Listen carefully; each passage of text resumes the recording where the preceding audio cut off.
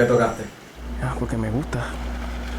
Porque me da la libertad de que puedo hacer lo que me gusta hacer. Empecé en mi juventud era porque me sentía inadaptado y tenía que buscar algo para encajar. Porque pues me gustaba la música que los panas estaban tocando y pues, ¿por qué no? Quería estar en ese, como que en el mood de tripear con la gente contemporánea conmigo. Tocar es como que lo mejor, estar en una tarima está bien fucking nítido, tú puedes ser tú mismo. Encontré una cosquilla que nunca había sentido cuando por primera vez estuve presente a una gran masa de público. Desde que cogí el instrumento me gustó y me apasionó y hasta el día de hoy. Que mano, era lo más cabrón que hay, es lo más cabrón que hay. Y porque si no era eso, no sé qué iba a hacer. Era eso o más nada. Para uno expresarse como uno se siente, para no ir por ahí y matar a alguien, pues el instrumento es entonces el alma.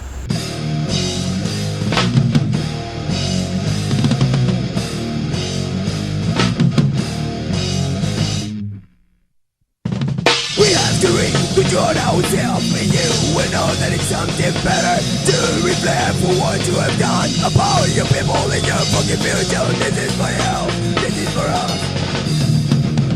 Reconstruction, this is for you, this is for us. Reconstruction, this is for us, this is for us, this is for us. For us, this is for us, this is for us, this is for us. For us.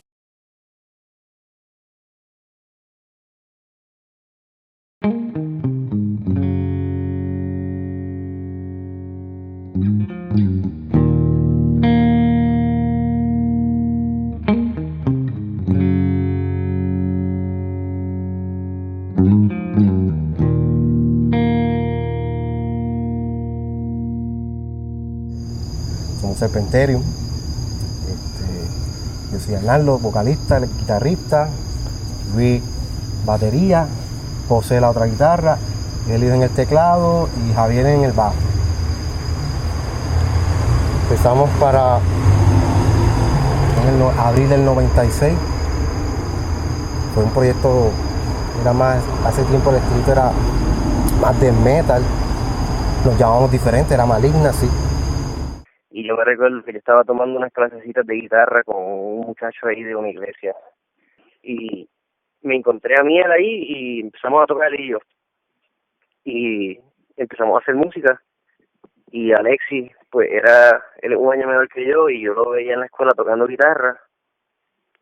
Y pues me acerqué a él y le dije, mira, quisieras tocar una banda. Según se pompió conmigo, hay un party aquí, ellos tocaron. Después vinimos a hablar ahí mismito, mano.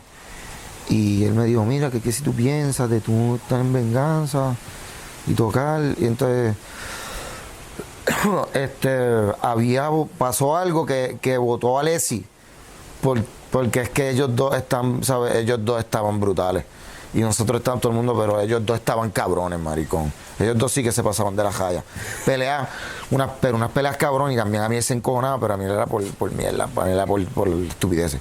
Eso tuve la oportunidad de conocer a Raymond y a Miel y a Alexis en un party que era al lado de casa de Jeff, porque yo conocí a Jeff. Y entonces ahí fue que Jeff le indicó a Raymond de Venganza Paquito, le dijo, mira, como que él también toca guitarra y podemos hacer algo. Y ahí fue que comenzó toda la implementación de lo que fue Venganza Paquito para ese tiempo. Cabrón, pues mano, y como que tuve un crical, yo tocaba con Jay. Yo siempre tocaba con Jay, casi siempre, mano. Si no es con Jay, es con Willy.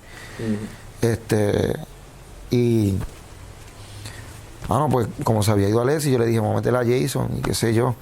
Y después Alexis volvió otra vez. El Jeff le comentó, ellos me conocieron, nos reunimos una vez, y empezamos a compartir ideas, y como pasé tiempo el rapcore estaba bastante on, éramos como rapcore pero con influencias del West, como que era bien extraño el estilo de mucha gente, era como que Cali Punk mezclado con letras de cosas sociales, por no decir problemas sociales, videojuegos, era una cosa bien weird. Venganza ya estaba, Jason Batista, mi vecino. Y me acuerdo yo iba a las prácticas de ellos siempre. íbamos para casa de... A mí él era el baterista. Sí. Y la pasaban súper cool. De hecho, yo no bebía para ese tiempo ni nada. Y de ahí empezaron los shows y los shows. Yo obviamente no tocaba ese género ni me gustaba el género, pero las apoyaba porque eran amistades mías. Pero lo que me refiero es que iba a los shows, veía el movimiento, etcétera. Y yo decía, yo enfiebraba pues con el metal. Yo, coño, me gustaría tocar en una banda, me gustaría, no sé, hacer algo. Quiero hacer algo, pero no conocía gente. Y obviamente pues en ciertos ambientes como esos shows no había gente de que compartía lo mismo que yo. Hasta que un día random, nada que ver, Tito me había dicho que Piquito estaba interesado en hablar conmigo por su banda Sniff, pero no le hice mucho caso. Entonces Rocky, de One Way, me había dicho que tocaras con ellos un proyecto punk. Iba a tocar bajo. Me acuerdo que compré el bajo y todo. Entonces ya yo había escuchado de Sniff, me dijeron que tenían solo, esto y lo otro, que tenía algo, era heavy metal, ¿verdad? No era, tienen sus cosas de whatever, era heavy metal. Y entonces aparece Piquito por aquí por mi casa diciendo que su primer vocalista, Gerald, se le había ido, etcétera, etcétera, a ver si yo podía cantar con ellos. Y rápido Piquito me dijo, no, pero no cantes cosas satánicas, etcétera, etcétera. Obviamente eso cambió.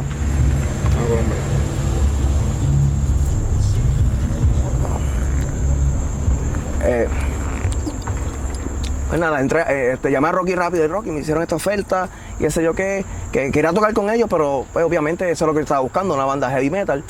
Y acepté la oferta y de por ahí para abajo me acuerdo que Cristian Rivera me dio una libreta, aquí tenemos las letras, tú encaras como tú quieras. Yo, ok, escuché los riffs primero y yo, coño, puñeta, se escucha bien cabrón.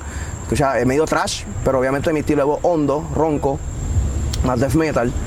So, esa combinación fue como que algo original, sonaba medio trash, medio metálica, Megadeth, con voz ronca.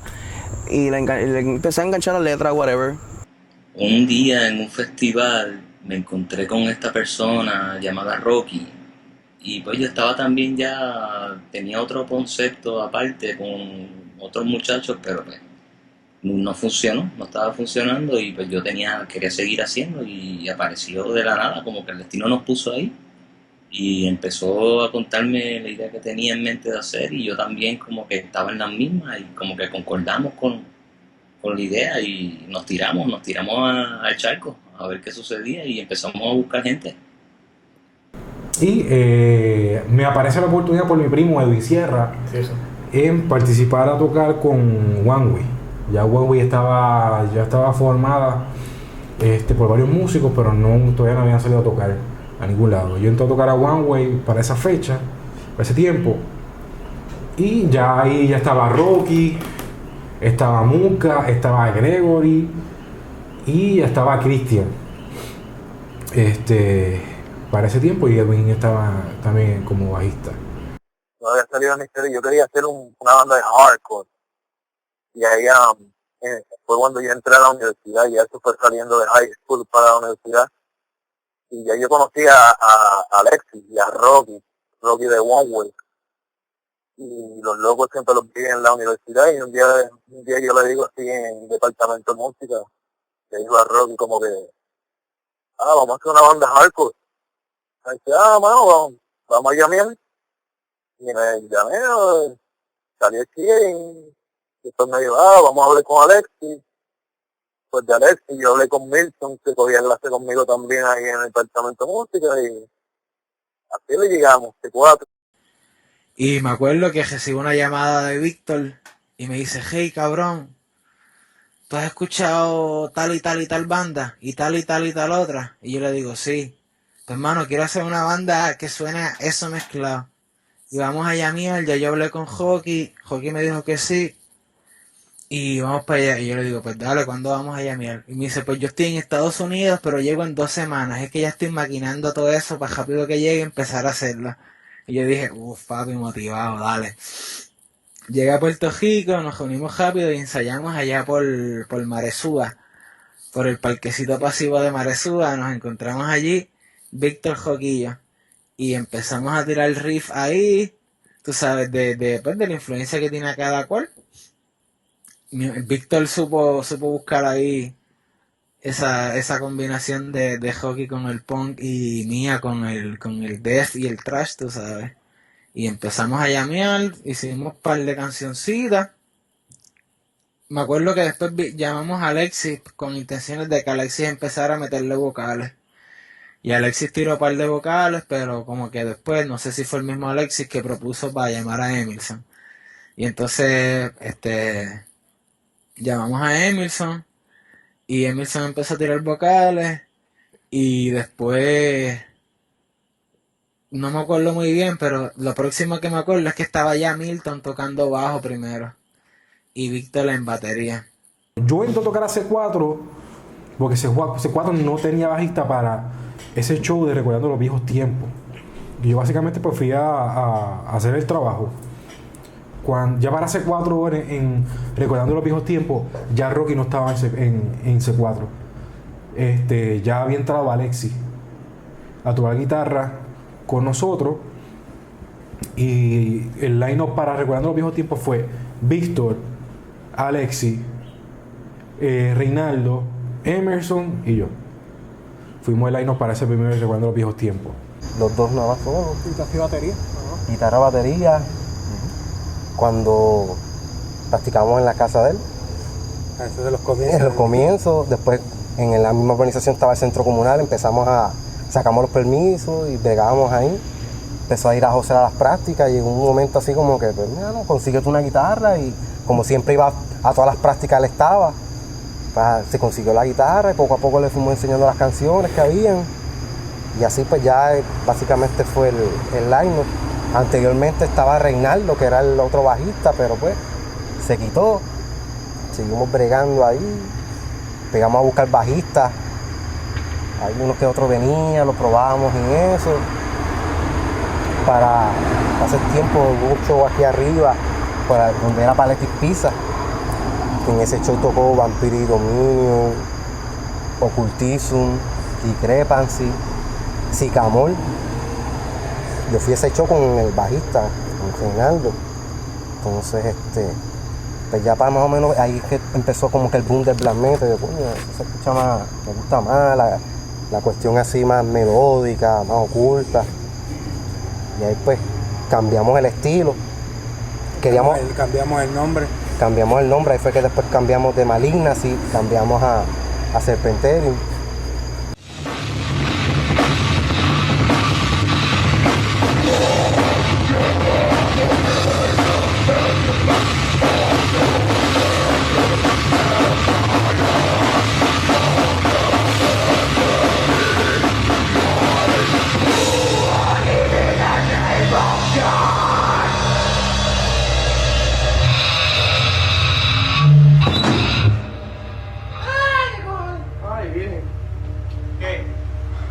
¿Quedó bien la liga?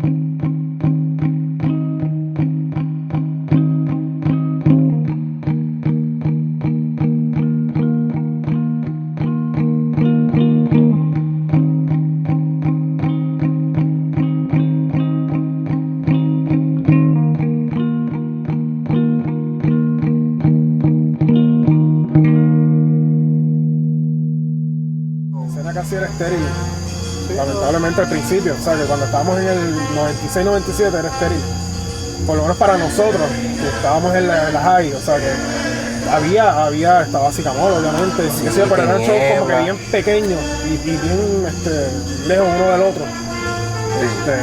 Sí, bien espacio, era difícil uno poder. No, y acuérdate, cuando nosotros empezamos éramos bien chamaquitos también, que pues sabíamos que había una escena y habían bandas de ese estilo y estilos del metal y otros estilos también, pero que pues no teníamos carros, estábamos en la escuela, era más underground que ahora. Sí, no, obviamente, porque no dejaban entrar. Aparte de eso también, y no es como 16 años, imagínate. Y no es como ahora pues está el internet, que para ese tiempo sí, pues existía, pero estaba en pañales. No es jamás y nunca era como se bregaba antes ahora. Honestamente, lo único que había para tocar pudiera ser un centro comunal, un quinceañero, algún pop de los pocos que había.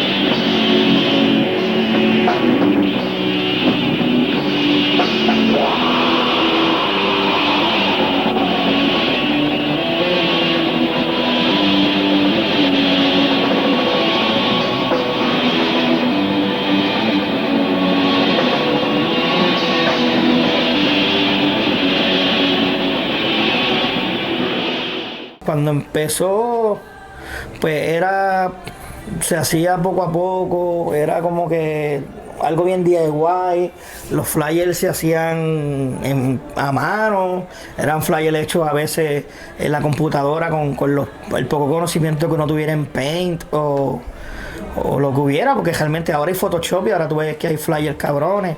Antes eran flyers a mano, dibujados, y teníamos que ir repartiendo los flyers al mall, íbamos al mall repartiendo flyers, o por Mayagüez, por el pueblo, dejando flyers en los carros, dejando flyers en las universidades.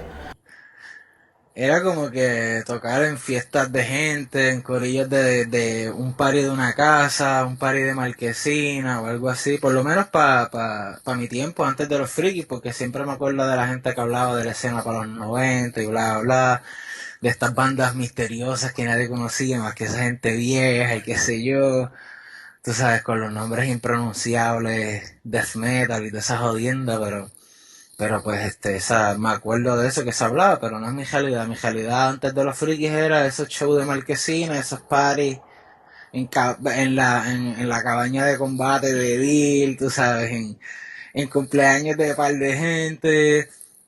Había que hacer mucho con poco y sin nada, o sea, no había equipo, no había las dinámicas que hay ahora. Cualquiera puede hacer una grabación, la pone en un demo, la publica en internet y ya eso tiene un alcance global en cuestión de segundos. En aquel entonces, aquello todo era palabra de boca en boca, aquello era flyers, era una cosa más regional. La idea era, nosotros siempre pensábamos para hacer un show en vivo, era como que tiene que ser esta pendeja bien cabrona, con fuego y con pendejaces y Baphomet por toda la tarima. Y cuando vimos que allí, nosotros frustrados escuchando Venom, puñeta. Queremos tocar en vivo. Cuando vemos que era una tarima que, qué sé yo, 2 pies, y en una esquina todo el equipo puesto ahí bien cabrón, y yo dije, pues si es así que se joda, eso es lo mismo que hacemos ahí al lado cuando le cacheteamos la casa a esa.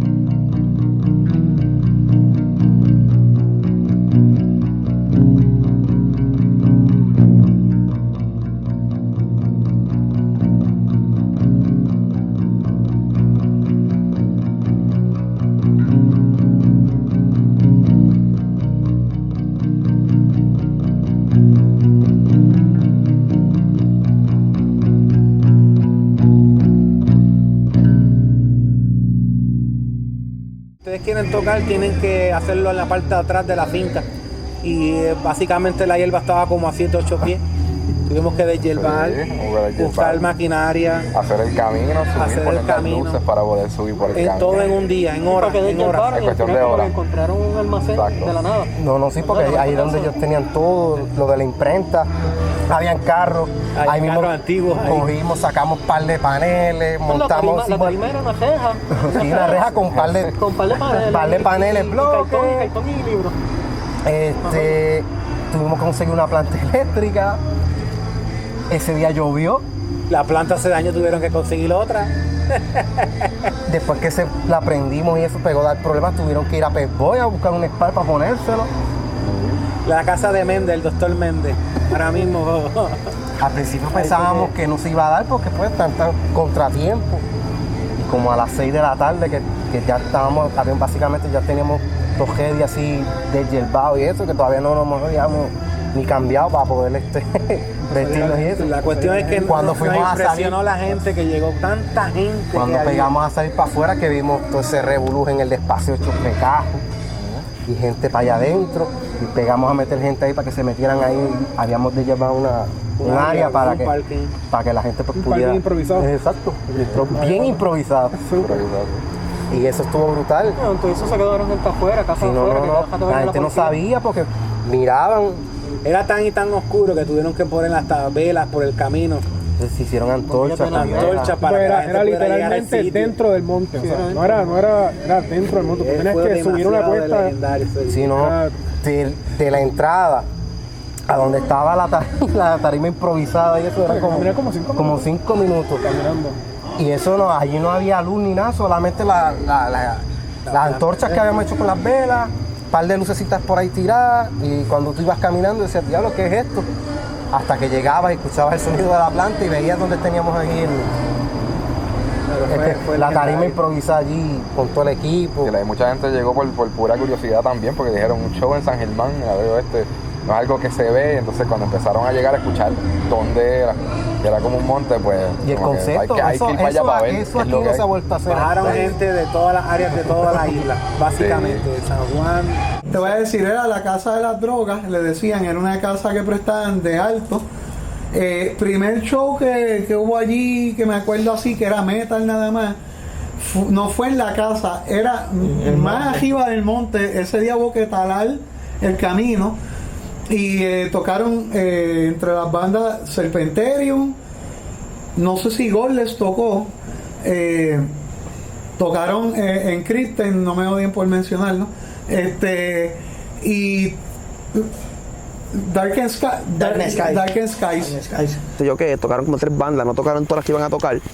Nos fuimos porque eso era un monte bien cabrón, todo el mundo estaba bien loco para el carajo. Yo cogí un virus que poco me lleva el diablo.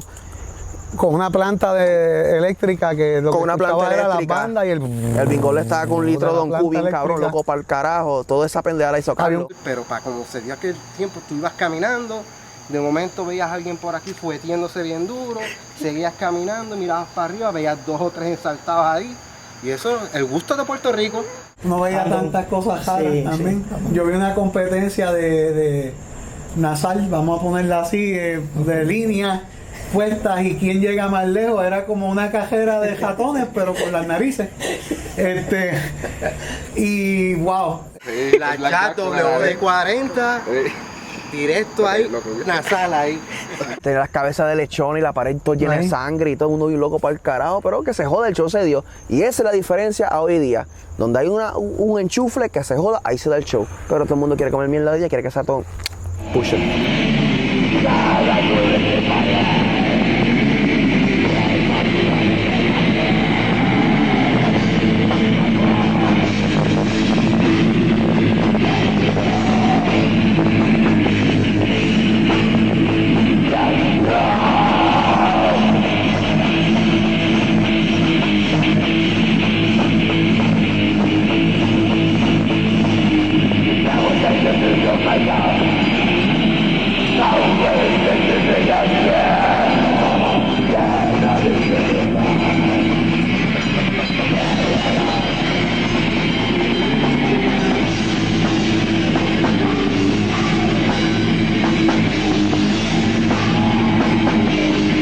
Yo recuerdo haber ido a uno, pero en la casa, como tal, en los bajos de la casa, y eso era un degenere, todo el mundo tocando allí, ¿sabes? Era como que una experiencia rara, uno entrar en una casa. Me acuerdo los primeros dos shows que yo tuve ahí, el primer show que tuve ahí fue con La Changa. Después tuve con C4 para aquel tiempo. Entonces el de C4 es el segundo. El segundo show que yo toqué recordando los viejos tiempos. Ya ahí básicamente se comienza a hacer una escena nuevamente a resurgir en el área oeste. Sí, porque yo fui al segundo, me habían hablado del primero y habían bajado bandas de Ponce. El segundo fue el de Opus Dei, ¿verdad? Que vino una banda de España. Opus Dei, diablo, sí. Ese fue el Tropiezo, Pingas Dulces tocó ahí. Pingas Dulces, la banda de Tito, una banda de Tito que tenía de punk, no me acuerdo. Sí, ahí básicamente tocaron muchas bandas, tocaron Los Abortados, tocaron también Autoridad Cero, Tropiezo básicamente tocó casi en todas las veces que se hicieron los viejos tiempos, o en tu casa, que ya pues obviamente eran bandas de la escena del área metro que bajaban acá a tocar, y que pues aportaron también a que se subiera la escena acá. En la Casa del Punk en San Germán, en la número 2, frente a la Hormigonera. Ahí yo me acuerdo que tocamos con Opus Dei, que vinieron de España. Ahí tocamos con C4. Y eso estaba lo loco, ¿tú entiendes? Una casa abandonada vieja, arriesgaba que se nos derrumbara encima, con todas las vibraciones del sonido y los amplificadores, pero ahí estábamos en la parte de abajo, metiéndole. Se vendían refrescos, se vendían cervezas, se vendían empanadillas, se vendían de todo. O sea, se vendía de todo, eso no sería indiscutible. Los cajos petaban el fango. San Germán, mira, un detalle. El skate shop, no me acuerdo el nombre del dueño y mala mía que no me acuerdo, pero el skate shop hacían party dentro del skate shop. Allí yo toqué con Miseria, con Agente Naranja.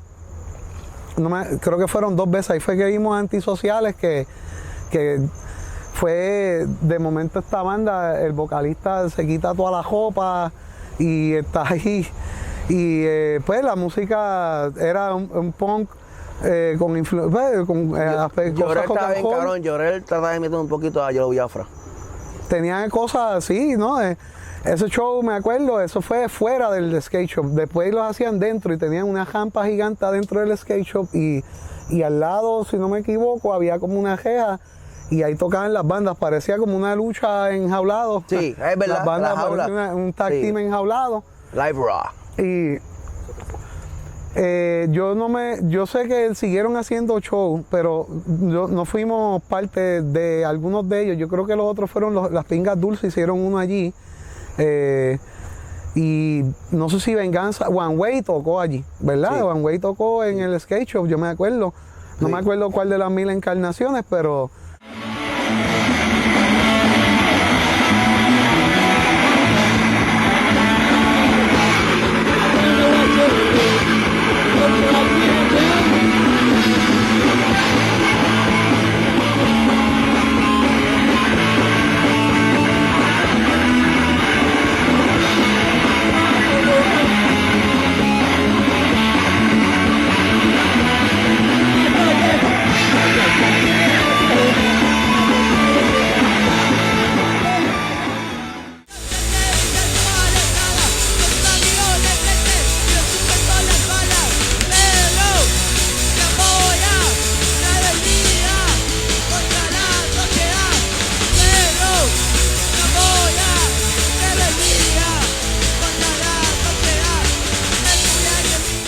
Uy, Maresúa era el spot de practicando las bandas, donde todavía Abismo Nuclear practicó allí, y estamos hablando asaltaron banda y todo 4 años después de que el sitio, porque primero se podía practicar en la parte de la cancha de baloncesto. Sí. Después había que irse a los bohíos esos que habían allí. Hubo un día que yo tuve que coger... Estaba la tarima, sí, estaba la tarimita, se jodió para el carajo, después para los bohíos, los jodidos cacos de mierda sacaban los enchufles, y hubo un tiempo que se fogoneó, se metía gente rara, asaltaban, porque llegaron a asaltar un par de bandas, que no me acuerdo el nombre. Estaba caliente, pero era el único resource que teníamos para practicar. Yo voy a hacer algo que va a caer bien, no te apures. Loco, pero está bien. No está haciendo mucho tiempo. Usted no está así. No, loco, checate. Yo no sé ni cómo ustedes cambian bien, loco. Pues porque sabemos. Somos músicos de verdad aquí. Bravo. Sí, ¿sabes? Eso, mira, eso sería todos los días, güey. Voy a cambiar la canción. Si puedes hacer... En todos los shows. Henry le dicen, loco. Hazlo aquí para que se entienda más. ¿Cuál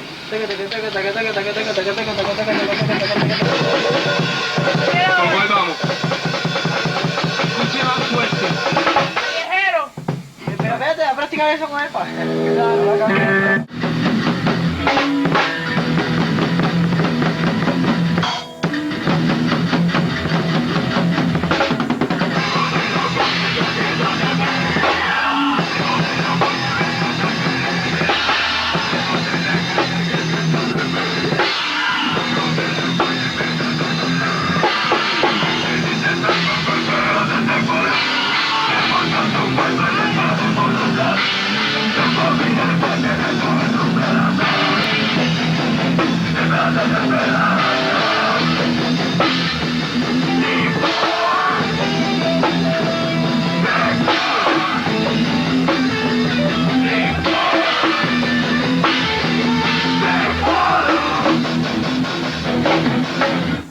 ¡Viva Jesús!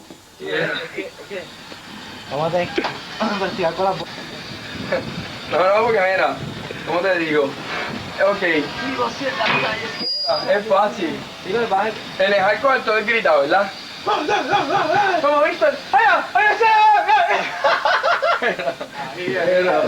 Pero entonces, en la última... todo el mundo y no se vaya nadie y espere. Nuestro calzado de feu. El lema del C4 y el lema del C4, no te vayas sin tomarte un café.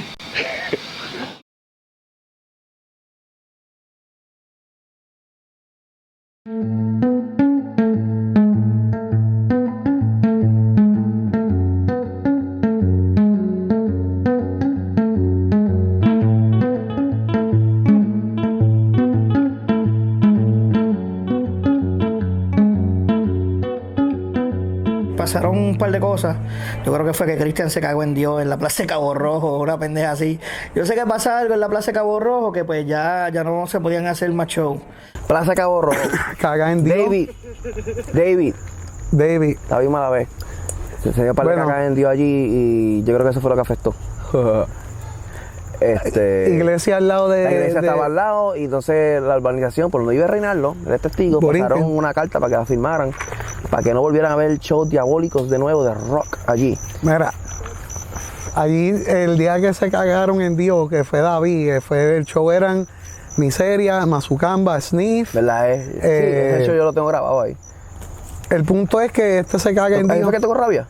Javia. Sí. Y yo le estaba diciendo a Tabú la otra vez que estaban tirándole cervezas a Julio y Julio por poco se electrocuta y el cabrón terminó de tocar y se tiró para la gente. Yo lo único que vi fue las patas de Julio cuando desde ese día no se dieron más show. Allí se dieron, yo diría que fueron 3 o 4 shows. Estaba el primero que tocó con Sniff, me acuerdo.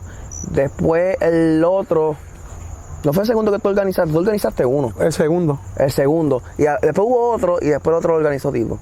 Me acuerdo que una pelea bien cabrona y cogieron un cabrón, le partió una patineta por la espalda. Me acuerdo de esa pendeja. Eso a mí nunca me rompieron una skate en la espalda, maricón. Yo vi, una vez pasó aquí en el pueblo, que había un tipo mochando y era el bajista de una banda ahí. Estaba mochando y le metió a la novia a uno de los Peñas. Y alguien cogió y le metió en la frente, mano, con truck, la cara. Que pues a pesar de los cricales, lo de la skate, que yo se lo mencioné a Edil también, pero no me acordaba quién era a quién le habían joto la skate, a quién. Pero me acordaba de eso, que eso fue como que el highlight, uno de los highlights de allí. Aparentemente fue porque la persona que fue, que era de una banda que se llamaba Capa Prieto, escupió a una muchacha.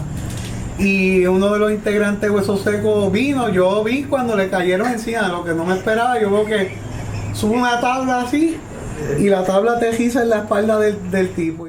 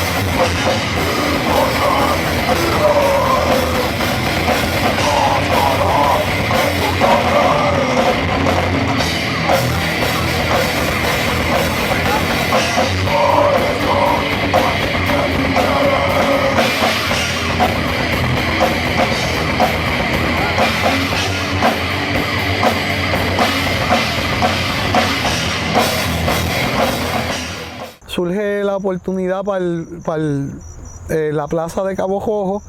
Después se pierde, después de eso, yo creo que Cabo Jojo era más que salían bandas y tocaban en otros lugares, Aguadilla. Me acuerdo en Skate Park. Ese estaba con Jay con esto en Casa de Miel y fuimos para el show en Skate Park, whatever. Y había un show allí en el Skate Park, hoy ya no se dan porque todos los jodidos skaters están con la mierda de hip hop. Pero aquel tiempo pues ponían música rock, whatever, ska, whatever. Una diferencia hoy día. No sé por qué, pero esos shows siempre me enfiebraban, el ambiente de los contests de skate, como que siempre me ha gustado y siempre me ha parecido un buen sitio para tocar música en vivo y más música así, tú sabes, agresiva y todo. Allí los shows se dieron buenos.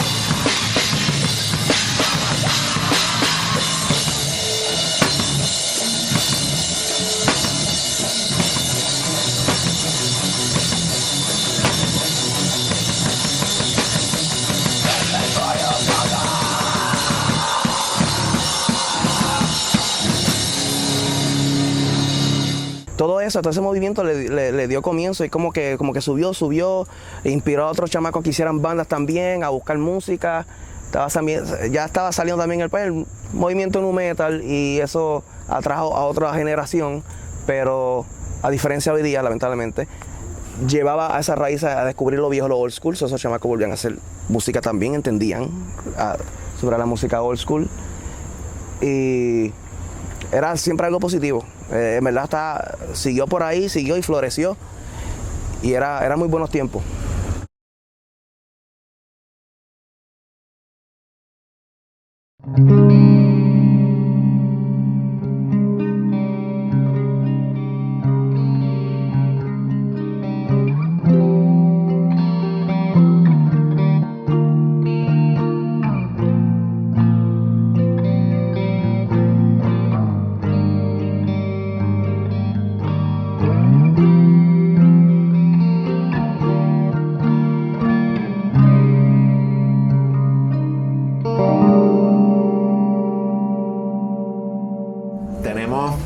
Esta vorágine de situaciones ocurriendo, el boom de internet, el boom de toda esta tecnología que internet trae, que faculta y agiliza la proyección.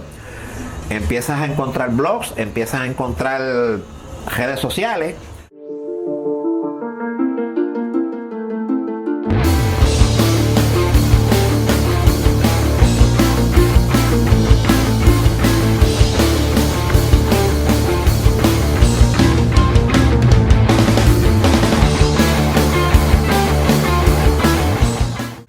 Y de repente tú ves que en cualquier blog hay una parte con fechas de shows y a nivel de isla tú podías ver un fin de semana donde entre viernes y sábado había 10, 15 shows. Y eso era toda la semana.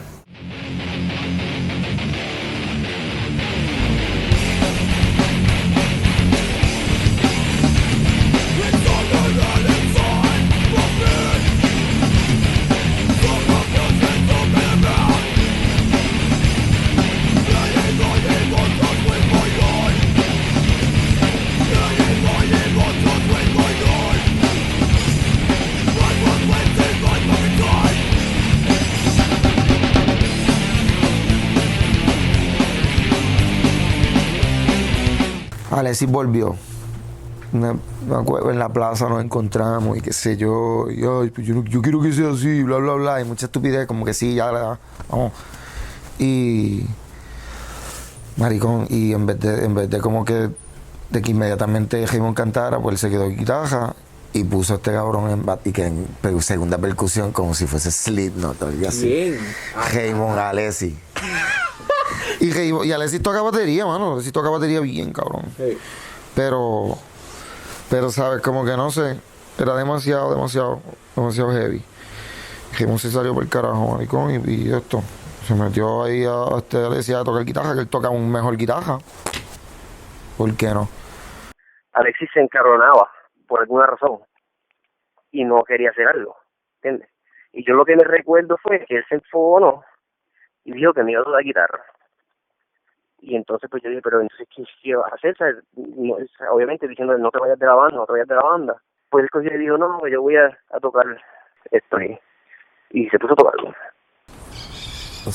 Como toda banda así de esa época, pues salimos y tocamos varios shows en diferentes lugares, y luego cuando vimos que la gente nos estaba siguiendo bien brutal en San Juan y en el West, decidimos grabar un demo que fue con Video Bracero, y del demo cuando salió afuera, a flote como tal, que solamente la gente lo podía escuchar o que le habían grabado el CD o que podían comprar el CD a través de nosotros en los shows, tuvimos más fanbase y ahí tocábamos muchos más shows. Pero salió chévere el de esto. Yo lo escuché los otros días, me dio vergüenza ajena y todo. Yo estaba con el diablo. No, está nítido, pero que como que old school. Es súper old school y tiene todo, tiene tantas cosas que es increíble. Es como que es exactamente lo que un chamaquito de 15 años haría, maricón. ¿Entiendes? A ver, como que todo, mezcla todo lo que pueda y por carajo. De nada vale hablar si no vas a escuchar. Mi mente está presente, lo que digas dímelo de frente. Temor y odio es dolor, la diferencia entre tú y yo. A veces siento tu presencia, has agotado mi paciencia. No quiero morir. Siga así. Y ya estábamos guardando los instrumentos ya. Y viene esta gente y nos dice, mira, mano, que ustedes están como que están con demo o algo así por ahí. Y nosotros decimos, yo le digo, mala mía, en verdad que no tengo demo. Y él dice, no, pues yo quiero grabarle uno, Y nosotros como que, brutal, vamos para allá. Y era José, el guitarrista de St. George. Y bajó él es de Yauco, mano, y bajó para Cabo Rojo para grabarnos en casa Alexis, ¿sabes? Y es como que no vino con una laptop, él vino en su carro con la desktop de su casa, con la torre, con el super monitor de esos cuadrados culones todavía, ¿sabes? Te estoy hablando de tiempos pre-flat screen, mano. ¿Sabes? El monitor súper grande y grabándose ahí con un microfonito de computadora, de esos que son chiquititos con un dedito, grabando toda la banda, olvídate. Y un día Rocky me llama para ver si yo quería ser parte de One Way. Porque creo que se le había ido un guitarrista o el guitarrista que ellos tenían no cuadraba bien. Y me acuerdo que él me dice, pues vamos a reunirnos. Nos reunimos en una plaza en San Germán. Yo estaba en la Intel. Y la química entre él y yo era tan y tan sólida que la creación musical, yo me aprendí todo y ya yo tenía todos los arreglos hechos para las canciones de ellos. Y empezamos a crear música, a ensayar y todas esas cosas. Ahí conocí a Milton. No me acuerdo bien el nombre del bajista, cómo se llamaba. Edwin. Espero que esté bien. Rocky, Cristian, y también tuve la oportunidad de conocer a Milton, que era el drummer.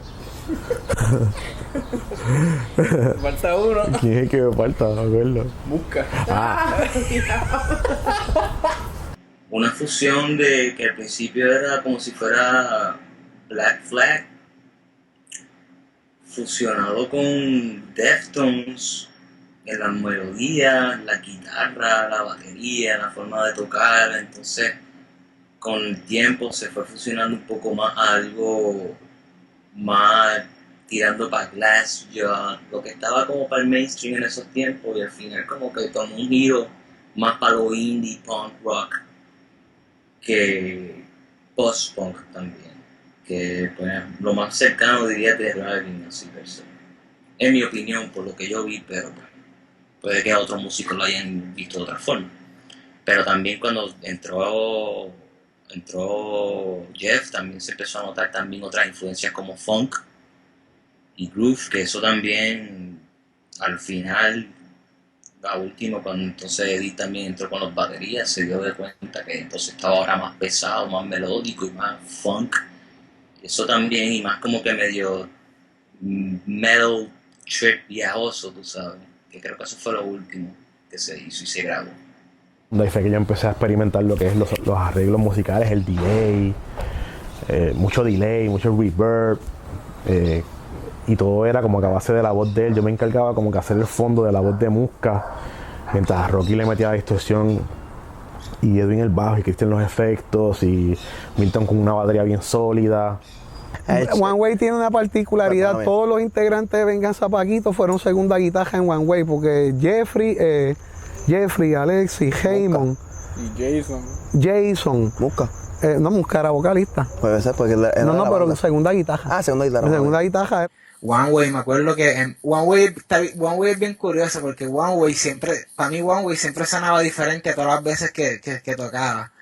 Y era como que unas veces sonaba bien pesado, bien cabrón, otras veces sonaba como que más ponco, pero siempre, mano, siempre sonando bien chévere y con el vacilón.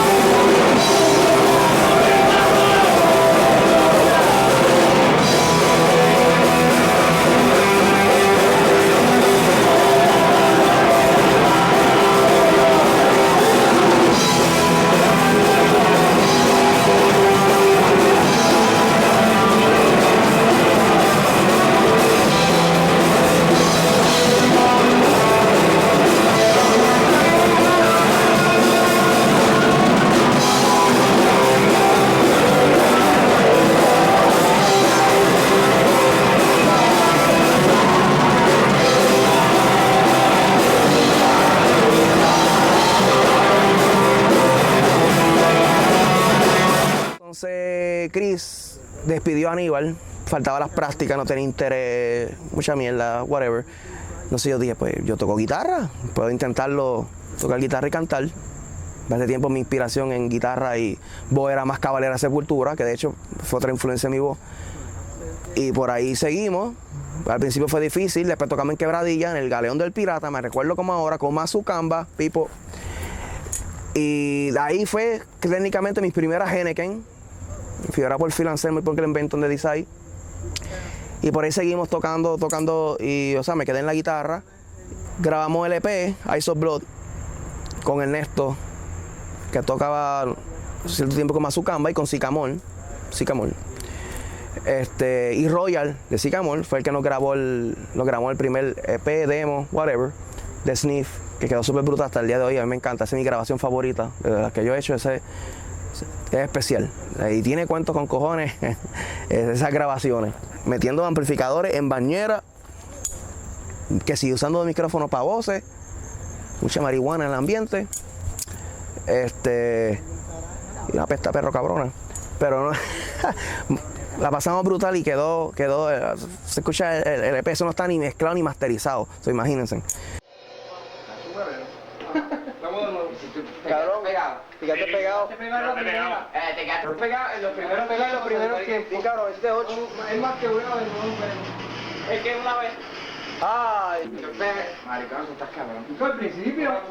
La palabra mágica, relax. Esto es doble. No da una carol. Cabrón. ¿Qué tú quieres? ¿Que tenga nivel de verdad? No te apures, que esto es así. Vamos de nuevo. Uno. ¿Lo siento? Wow. Marca 4 antes de ir. Memo. Dale, todavía. ¿Lo chingamos? Marca 4.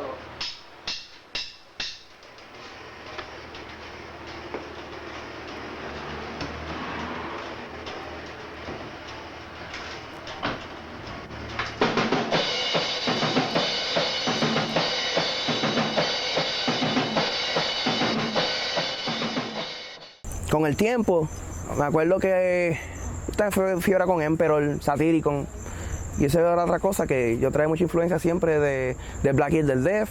Ellos eran más rock and roll, les gustaba más el thrash, y eso es algo importante, tú mezclas muchos géneros, muchas ideas y forma algo original. Pues a mí me vino la idea de meter el teclado a la banda, y hablamos con Manolo de Black Orchid, yo sabía que me faltaba una banda, Manolo de Black Orchid, tremenda banda. La hermana Jason Batista tocó bajo un tiempo, me acuerdo de eso. Y Manolo tocó piano con nosotros un tiempo y tocamos en Bayamón, se me olvidó el sitio, lo hizo Jason de Encrypte, tocó Organic Fest, tocaron un montón de bandas. Y ese show quedó bien cabrón, porque cuando llegamos a Mayagüez, Tito dejó el amplificador botado para el carajo. Ese show estuvo brutal y un tiempo Manolo estuvo con nosotros, pero después vimos como que le quitaba un poquito de agresividad a la música y lo que queríamos hacer, hablamos, experimentamos, pero no era lo que queríamos. Y la banda sigue evolucionando, más trash que Def. Y yo siempre consideré a Sniff una banda trash. Hubo un tiempo también que Víctor se fue y entonces Milton pasó para la batería, pero me sigue quedando el hueco del bajo, no sé quién tocaba bajo. Alessi. Y entonces Alessi tocaba bajo, entonces Alessi tocaba bajo, yo estoy en guitarra también, Emilson en vocales y Milton en la batería. Y ahí es que estuvimos un par de tiempo así, hasta que buscamos a Jeremy, apareció Jeremy a tocar batería en C4 y Milton volvió a tocar bajo, que Milton estaba tocando bajo por ese tiempo.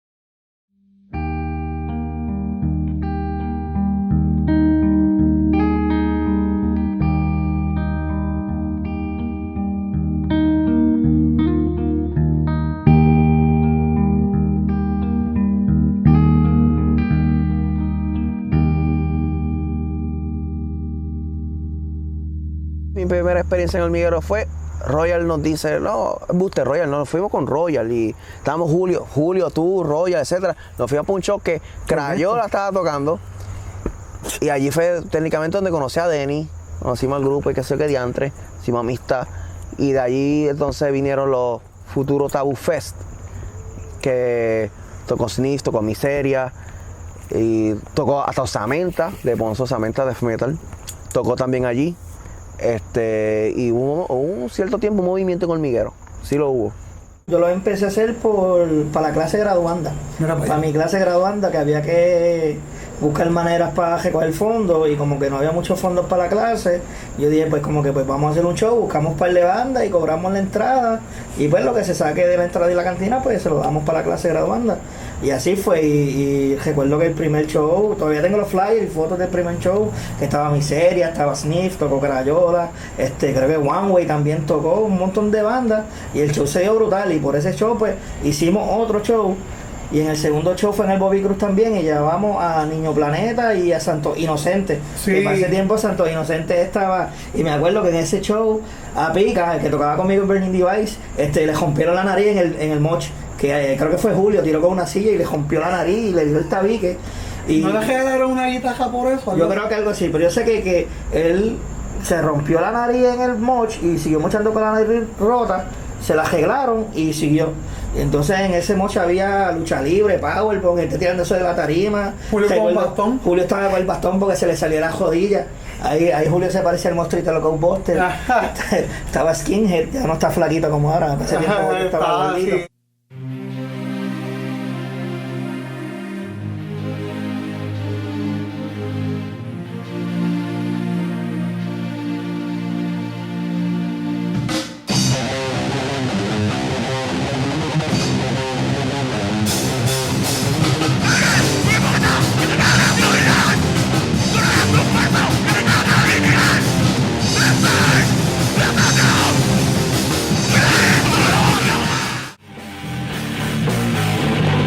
Somos almas rebeldes, simplemente gente diferente. Tenemos nuestra propia apariencia, tenemos nuestra propia creencia. Porque somos almas rebeldes, simplemente gente diferente. Tenemos nuestra propia apariencia, tenemos nuestra propia creencia.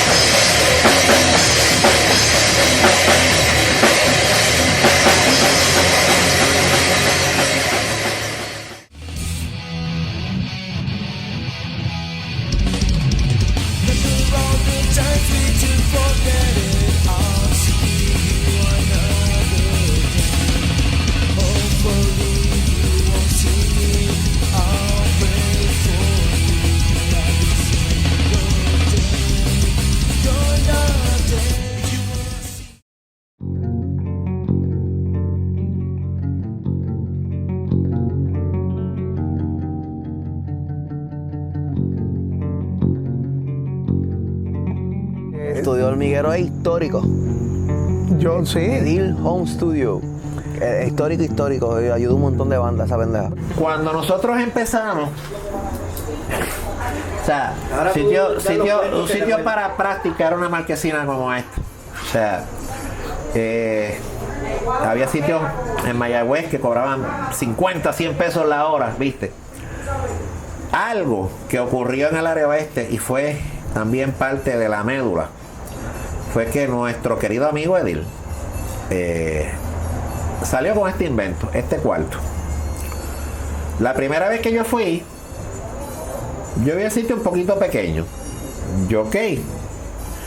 Pero ¿qué sucede?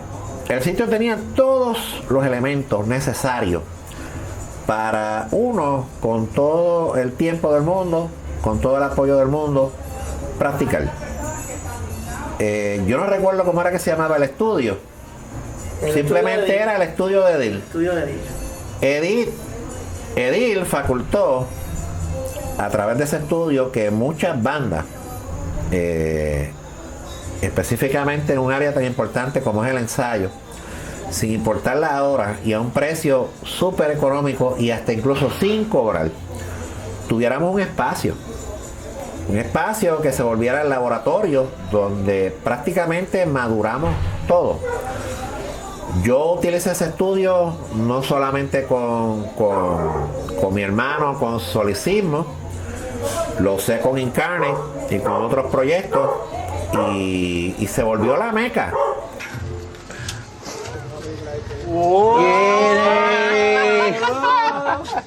Eso fue que yo ahorita, mano, me comí una libra de morcilla y la cagué. Y pues había que... Viene. Un happy birthday ahí, metal. Cante, me cago en 10. Usted tiene que cantar. Dale, happy birthday tuyo, happy birthday tuyo, happy birthday. Sopla la vela, puñeta, ya. Ahí hay cerveza. Hay que hacerle un vivo, cabrón.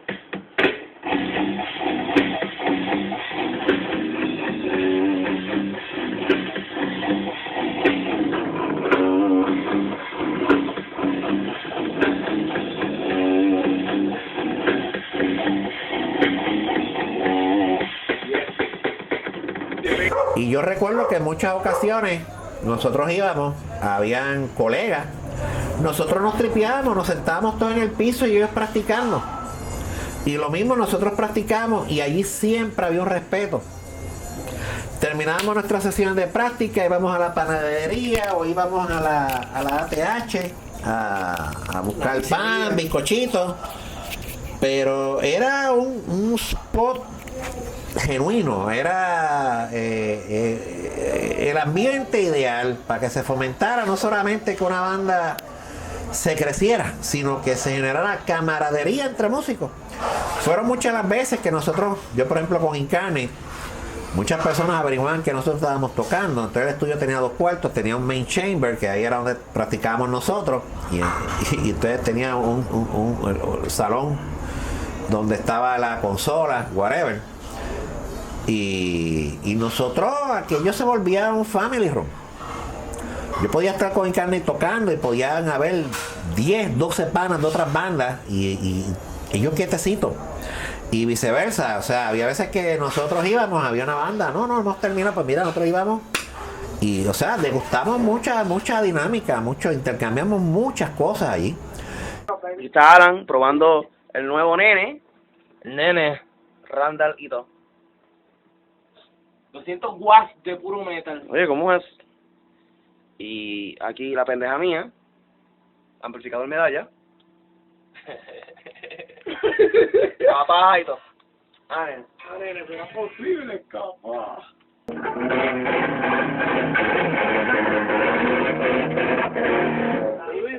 No, porque lo hacen en el Second.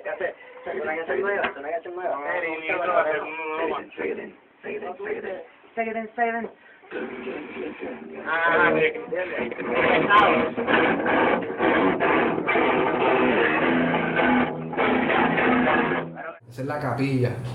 Esa es la capilla de los ensayos. La capilla. Eso ¿quiénes están allí?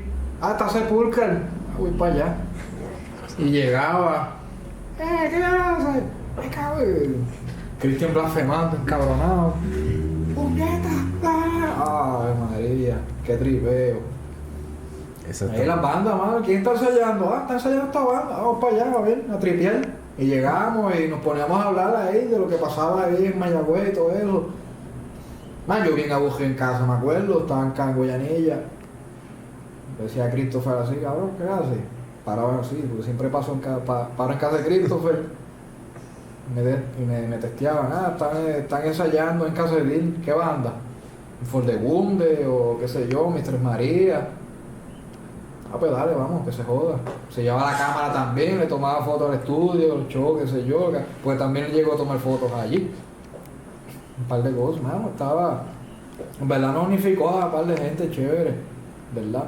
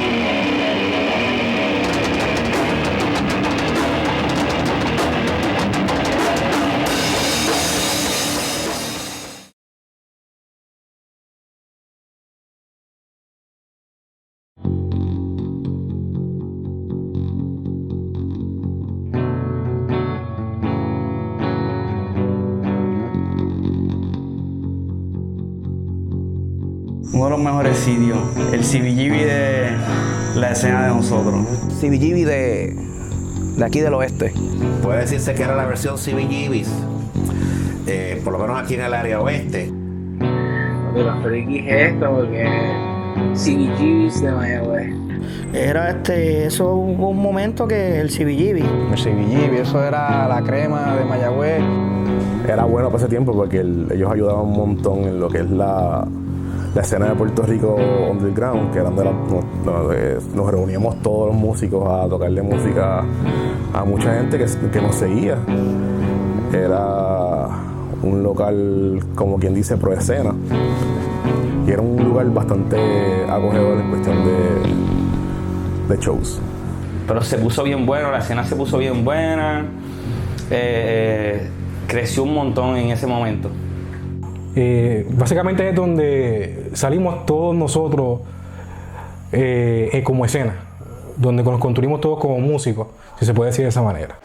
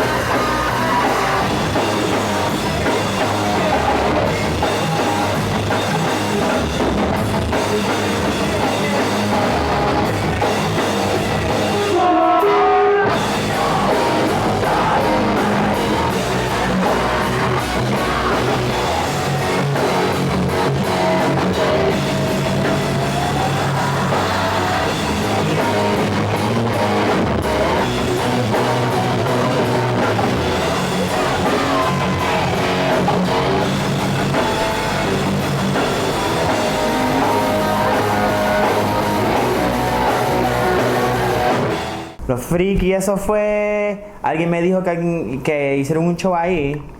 No me acuerdo básicamente cómo fue eso que me dijeron, pero me enteré que hicieron un show.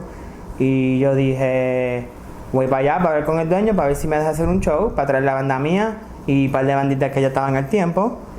Y fui para allá, le hablé con el dueño, que era un tipo grandecito, buena gente.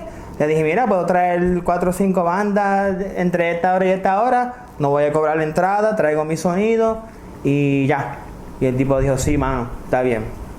Y yo dije, pues perfecto. Y ahí empezó la cosa con los Friki. Porque después que hicimos el primer show ahí, al final de la noche le dijo, ¿podemos hacer esto en algún día? Y me dijo, seguro que sí. Y pues ahí empezó los Friki, básicamente. Alguien llevaba el equipo de música, alguien ponía los instrumentos y era como una hermandad, ¿sabes? Los Friki era un punto de encuentro para todo el mundo.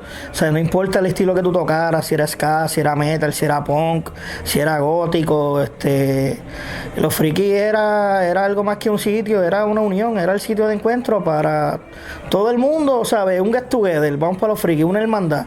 Eso se convirtió en una familia. Los Friki, todos los que jangueaban en los Friki, eso era una familia, a cierto punto.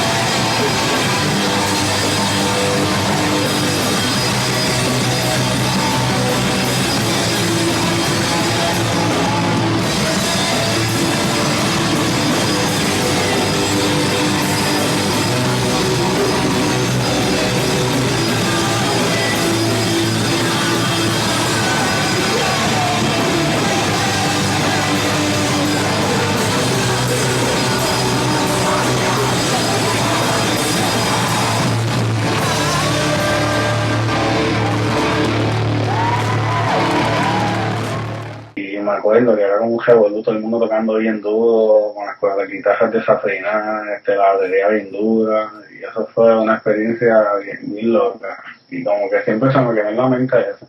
Yo cuando entré como que pensé que estaba en California o algo que no, como que no estaba en Puerto Rico, era otra cosa. Y fue una experiencia bien loca, además de que ese fue el primer día que yo vi un DVD porno. ¿Por qué? Porque Burning Device empezó a regalar cosas, cepillos de dientes y DVD, y vino Demi, el bajista, y quedó una porno así para atrás, y yo estaba sentado, como que en la silla, y me cayó en las manos el DVD de una película X, yo como que, what the fuck. O sea, fui a un show y salí con una película X, de la nada. Y de ahí para adelante yo dije, en verdad que yo quiero tocar ahí, porque para mí los Friki era como tocar en Coliseo Puerto Rico, algo así. Yo en verdad que lo veía algo como que bien brutal.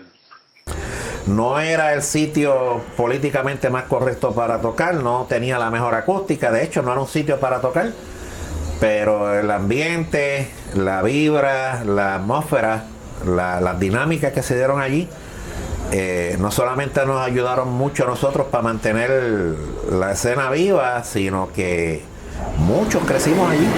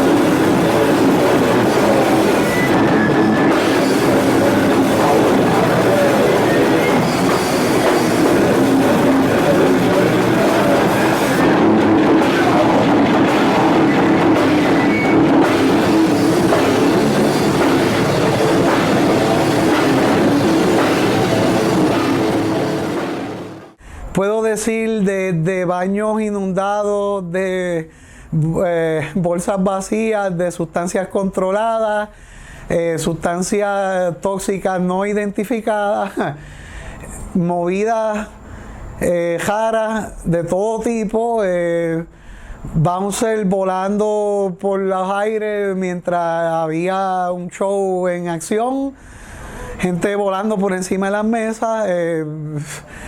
Wow, los frikis tenían varias cosas de las que podemos estar hablando. Maldita sea el jodido reggaetón de mierda. Los frikis, ¿te acuerdas del jatón?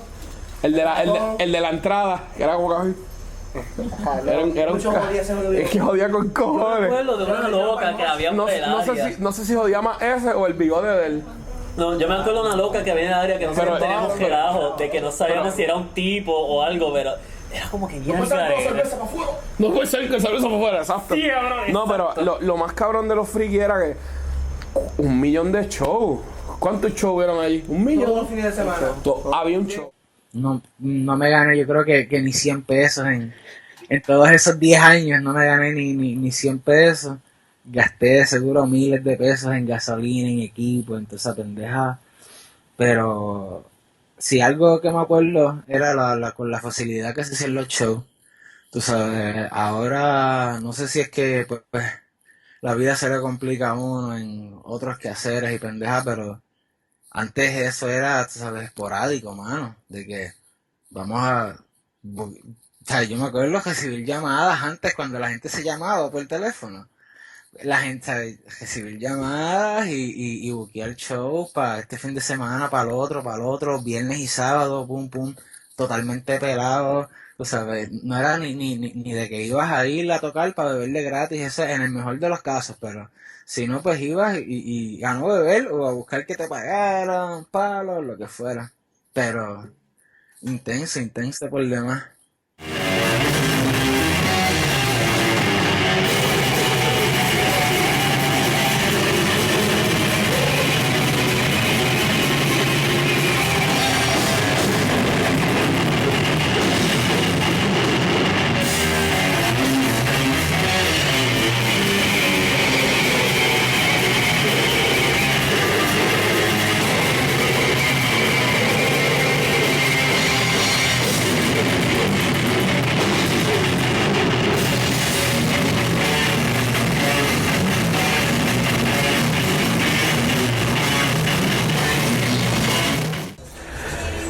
Hubo una noche, que esa noche la recuerdo, porque una de las bandas que tocó fue Dismal Divinity, mis amigos de Dismal Divinity, que eran una aparición común en los frikis.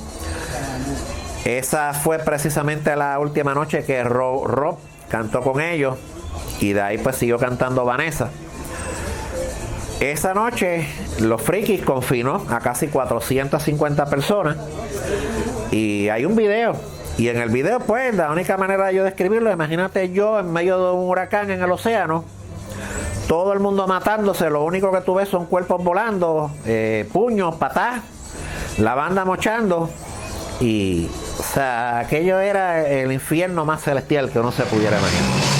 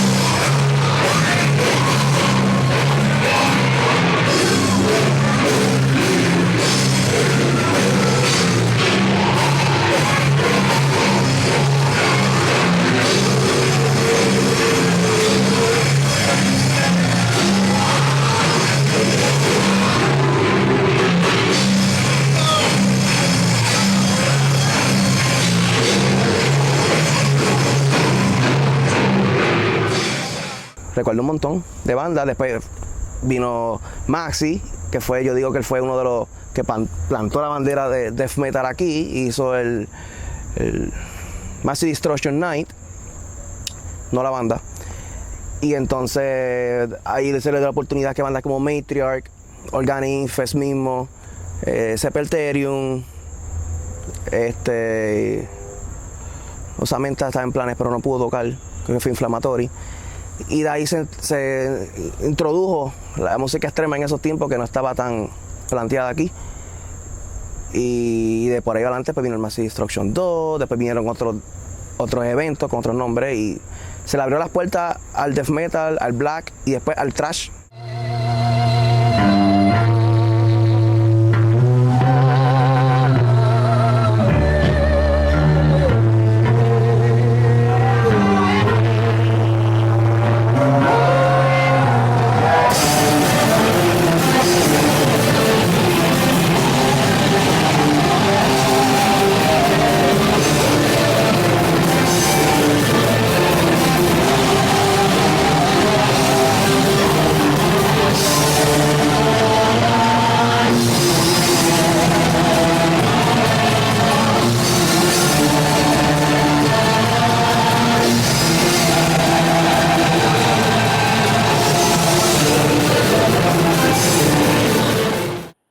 Un show, decía que iba a empezar a las 8, a las 9 no había nadie, la primera banda no quería tocar ni para el carajo porque estaba vacío, bien cabrón, y si estabas allí te tocaba primero, te cagaste en tu madre, vas a tocar aunque no haya nadie, y tus panos no han llegado para verte.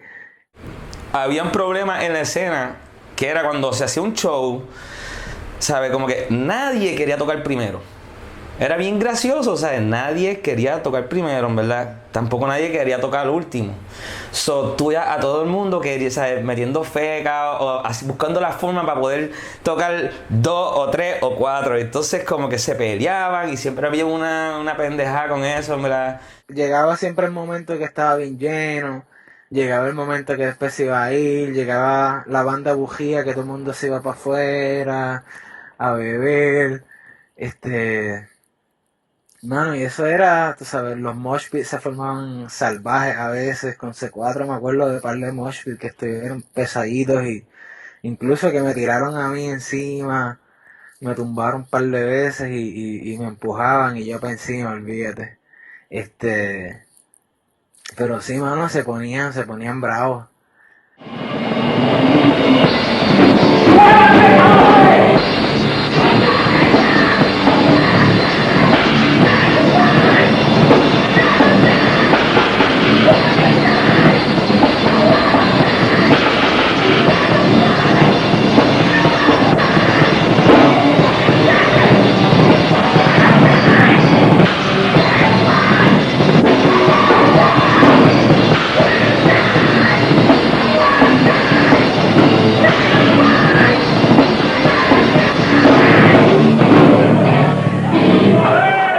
Lo que causó en Mayagüez con los frikis, que tenía Ángel Baro en el frente, que ponían música de reggaetón y todo, iban los matones allá arriba, del caserío o de todas otras partes, versus lo que tenía aquí al frente, que eran shows de banda y todo.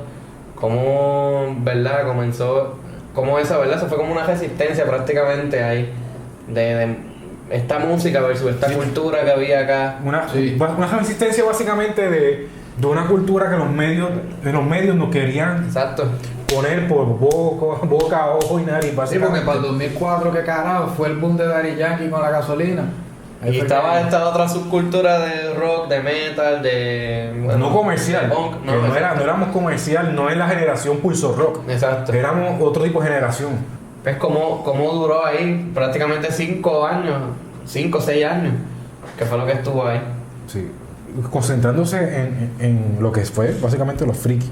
Exacto, porque también fue su punto. Exacto, después de los frikis, obviamente, cuando venían bandas de Estados Unidos, pues no las traían ahí, las traían a lo que era Mayagüez Café. Ajá, los sitios más grandes. Sí.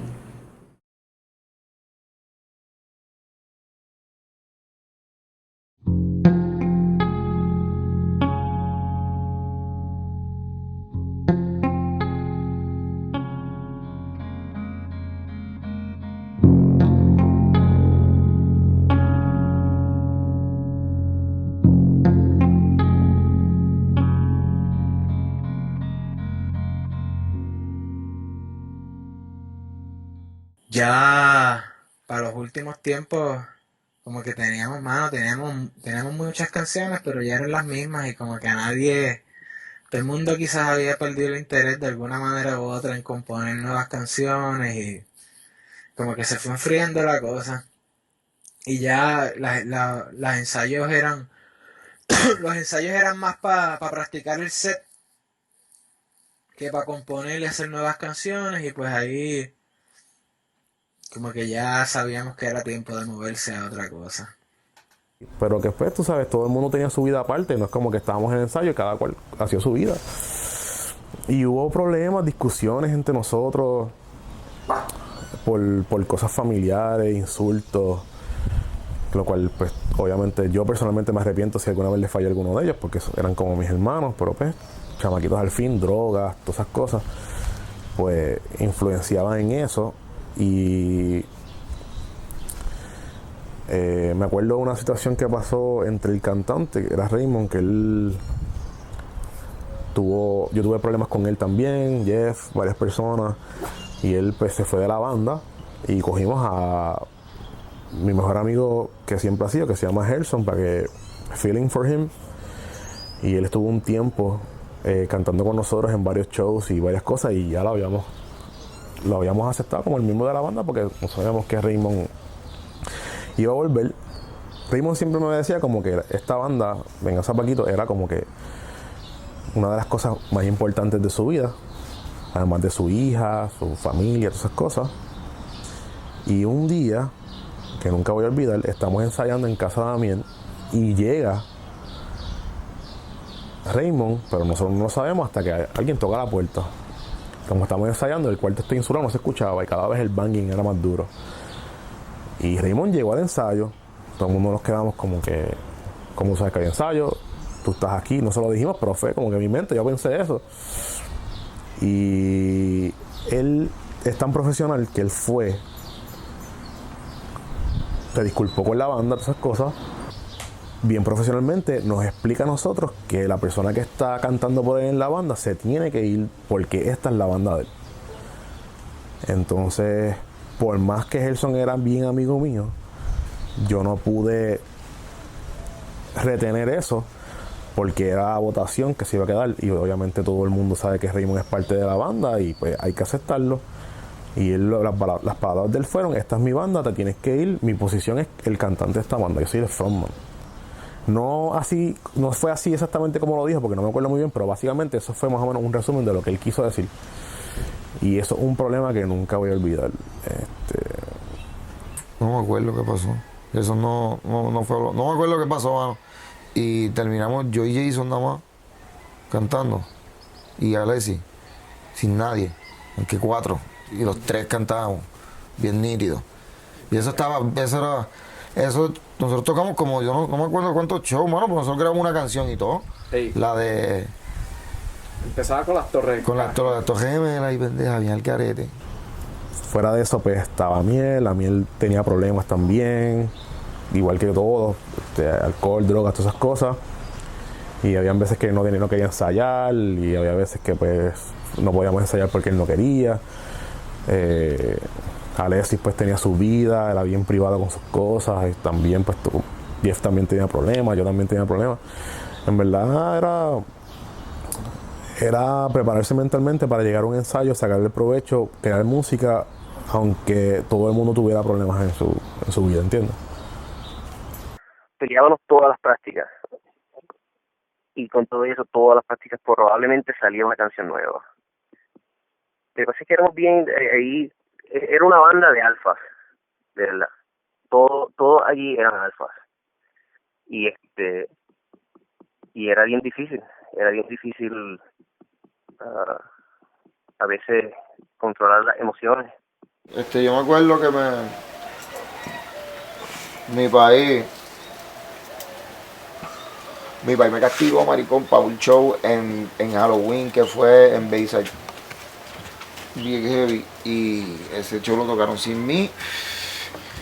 Y para el maricón, y se encojonaron y me botaron, pero como que no me acuerdo que se compró. Básicamente eso fue, como que ese fue el último show, el Bayside. Pero yo no lo toqué porque estaba fucking castigado, y Raymond y Alexis sacaron por el techo. Y ellos dos no me hablaron por un montón de tiempo, por un count de tiempo. Alexis se fueron a hacer de collage.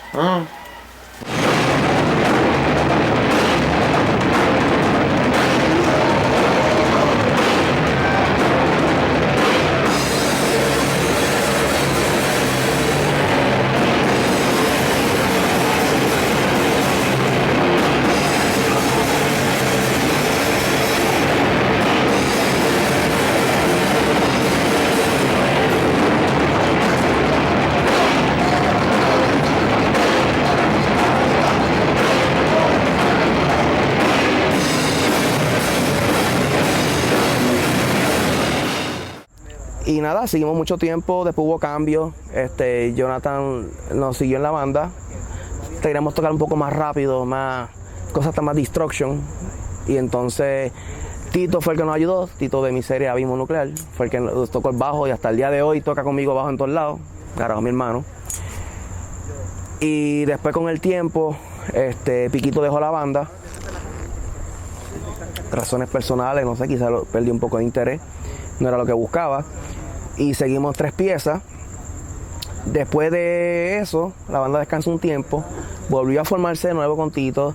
Después vino Chris Quintana de Shotgun y nos ayudó en bajo. Esa fue otra formación de la banda. Entonces, tenemos 3 Christian en la banda.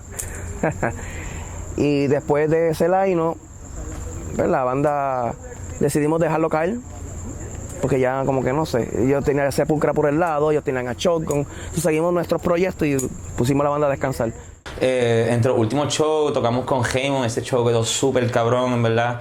Antes de eso también tocamos en 5 días con Nuestra Tierra, y eso fue, yo creo que fue hasta la tarimita más grandecita que nosotros pudimos haber tocado en aquel entonces.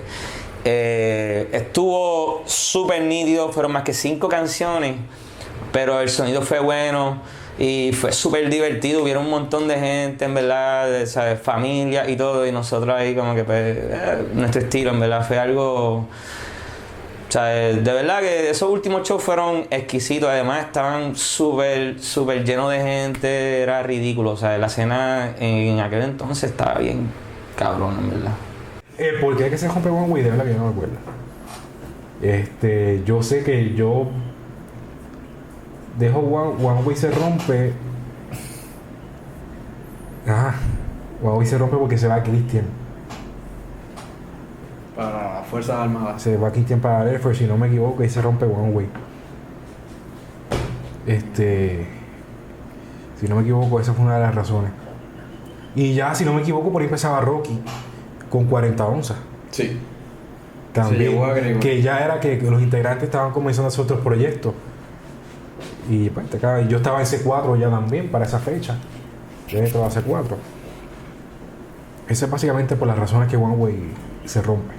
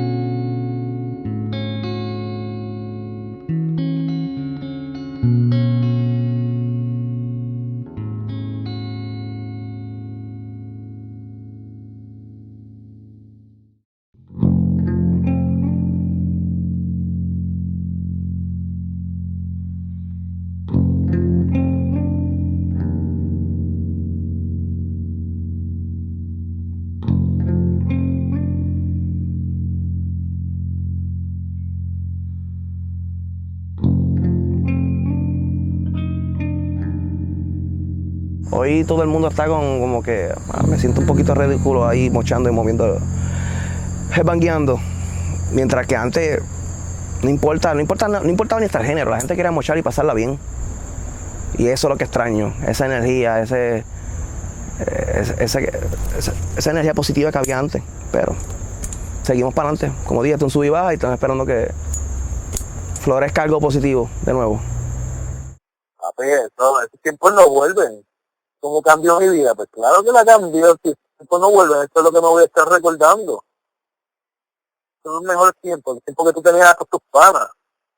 Tus panas estaban ahí apoyando, todo el mundo le gustaba, todo el mundo hacía lo mismo, el tripeo. Todo el mundo buscaba la misma mierda. Todo el mundo, ¿verdad? Casi todo el mundo estaba en la universidad y era como que ahí uno liberaba el estrés. Y liberaba la presión y la tensión de lo que representaba, ¿verdad? Pues ser estudiante, estar creciendo, ser músico y como que uno aprende a desenvolverse con las diferentes facetas de lo que es la vida. Y para mí fue perfecto, porque fue algo que me enseñó lo que es el éxito, pero también me enseñó lo que es el fracaso y lo que es la desilusión. Y cómo uno tiene que vivir con eso y dejarlo ir y recordar los éxitos y después empezar a evaluar qué tan increíbles fueron esos éxitos con las circunstancias y donde nosotros vivíamos. Nosotros todos allí, yo estoy seguro que los demás dirán lo mismo. O sea, cuando nosotros tocábamos juntos estábamos dando el todo, ¿sabes? Y era algo que completamente salía de dentro de nosotros, no era algo como que lo estudiamos y lo aplicamos, o sea, es algo que nosotros estamos creando. Coño, ¿sabes? Y Tito siempre ha sido de los que, como quien dice, nos ha llevado por ahí, porque Tito era como que el de las ideas, como que, escúchate esto, mira esto, que si estoy tocando esto, y uno ahí apuntaba en la libretita como que, esto es las asignaciones, y Tito siempre estaba ahí, ¿sabes? Era como que el que estaba adelantado a todos nosotros, que era el que nos moldeaba y nos ayudaba y nos decía como que esto es lo que tú tienes que hacer, esto y lo otro, y ¿sabes? Yo lo digo en parte gracias a Tito y a Chris y los muchachos que siempre nos ayudaban, que pues es lo que estamos haciendo ahora y seguimos tocando y seguiremos. De que, yo me acuerdo de ustedes que yo escuchaba antes. No, claro. Y qué sé yo. Muchos se ahora... sorprenden todavía que que nos ven, que todavía estamos, ¿sabes? Inclusive hasta mismas amistades de la escuela, como que todavía siguen tocando, las maestras así, que como que, diablo, ¿sabes? Mucha gente pensaría que iba a ser una fiebre o esto y fiebre. lo otro. No, nosotros hemos sobrevivido la prueba del tiempo. Y si cambiar el line-up, que eso es lo más Sí, que el año está lo más básicamente importante. igual. Desde que nos situamos. Los mismos que estamos aquí es los mismos que como tal empezó Serpen básicamente del 98 hasta ahora. Es el mismo line.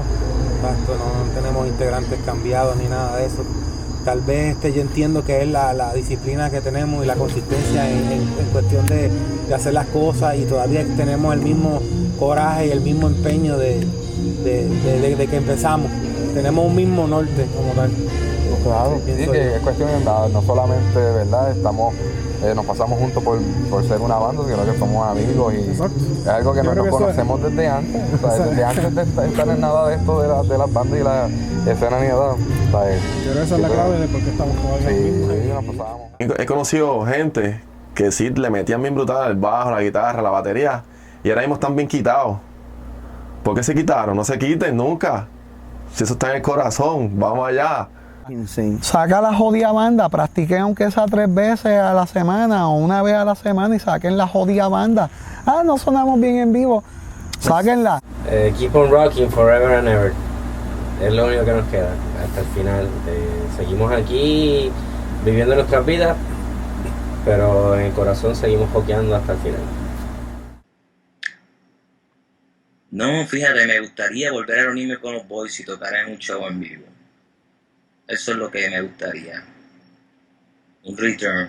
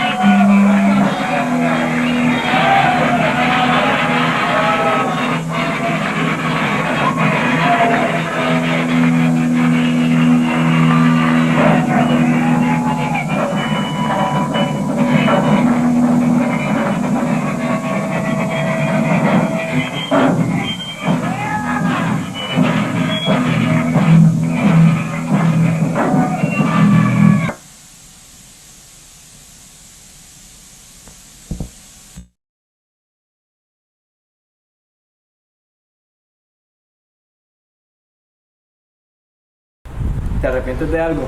Un carajo. Se joda. Un carajo.